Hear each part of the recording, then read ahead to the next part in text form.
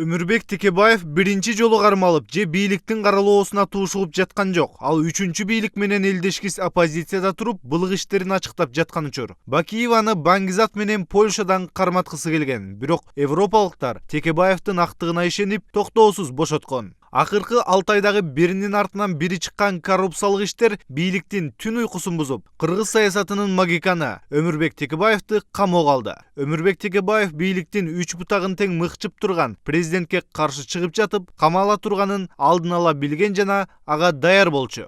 Я вчера сходил в парикмахерскую, сделал короткую прическу на 2 месяца. Видите?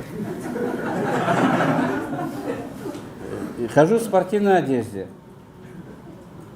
чтобы там было удобно. Да? Я всегда был готов. И при Бакиеве, при Акаеве не было таких опасностей, как при Бакиеве.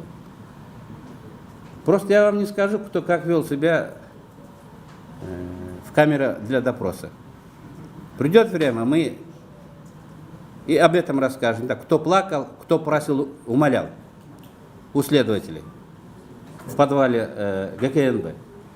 Текебаев эгемендүү Кыргызстандын негиздөөчүлөрүнүн бири. Ал 2005-жылы өлкөдө мыйзамдуу бийлик жок болуп турганда Акаевди арыз жаздыртып, кийинки бийликти мыйзамдаштырып берген. 2010-жылы кайрадан революция болуп, өлкө мыйзам талаасынан чыгып кеткенде, караңгыда жол таап бийликти мыйзамдаштырып, жаңы конституцияны жазган. 6 жолку депутат, мурдагы спикер бүгүн бийлик менен келишип алып, унчукпай отура берүүдөн көрө чындыкты айтып, камалып чыкканы тарых үчүн маанилүү.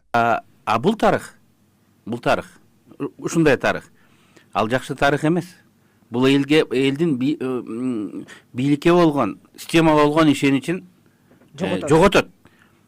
Антип жакшы өзүм үчүн жакшы жыйынтыкка келгенден көрө менин түрмөгө отурганым оң. Анткени бул башка тарых. Бул элдик менен пастыктын тарыхы. Бул марттык менен былжырбайлыктын тарыхы. Ошол тарых адамдарга мындай сабак болгондой болуш керек. Ошол тарыхты эстеп, андай эмес, мындай болуш керек деп адамдар айта турганда, тарыхта данек дегенде прецедент болуш керек. Мен өзүмдүн эмем үчүн жарашып алгандан көрө, бул таймаштын курмандыгы болсо эффект тарыхый, бул кармаштын тарыхый мааниси көбүрөөк жана чоңураак болот. Бийликтин кекиртегине сайылган кылкан болгон Атамекен лидерин камоого аракеттер мурдатан эле даярдалып, күч органдарына Жалаң Атамбаевдин жан сакчылары дайындала баштаган. Текебаев Ички иштер министрлигине Атамбаевдин жан сакчысы Улан Исраилов келгенде, анын профессионал эмес экенин айтып, тек гана Текебаев менен күрөшүү үчүн келгенин билдирген. Канча министерство бар? Канча? Жок. Колунан жете эле иштетесизби? Сооронбай Шарипович. Анан ары министр болуп келип калсаңыз, кризисте деди. Кризистин негизги 3 себебин айтып бериңизчи. Атамбаев кризис болуп атат деп, 3 себебин айтыңыз. Тапшырма берип жөнөтсө керек ошол үчөөнүн чечесин деп. 3-өн айтыңыз. Биринчиси Текебаевди камайсың деп жөнөтүп атат. Билбейсиң. Өмүрбек Текебаевди жана Атамекен партиясын камоо жолу менен коркутуу сындыруу мүмкүн эмес. Партия жана анын лидери мындай күндүн далайын көргөн. Уяты жоктор, эми ушул жала менен дагы бир нерсе кылам деп атасыңарбы? Мына бардыгы жала болуп атпайбы? Жетишет да, мындай акыл эс керек да. Белиңизге шерменде болдуңар. Шерменде болдуңар. Жанагы жер, муногу лицензия, муногу кылмыш иши, шерменде. Атамекен партиясы кайта ушундайда тирилет. Тарыхты билбейт экен бийликтегилер.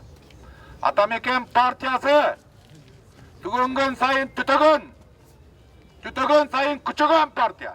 Өмүрбек Текебаевга акыркы 6 айда ар түрдүү айыптоолор, күнөөлөр коюлуп келет. Бирок анын бири дагы далилденген жок. Эми болсо россиялык кышылуун бизнесмендин ооз эки берген көрсөтмөсүнүн негизинде УКМК террористти кармагандай камакка алды. Өмүрбек Текебаев болсо бийлик аны камакка алышы мүмкүн экендигин, эгерде камакка алса, Алмазбек Атамбаев бийликтен кеткен соң элдин кол чабууларынын астында эркиндикке чыгаарын билдирген.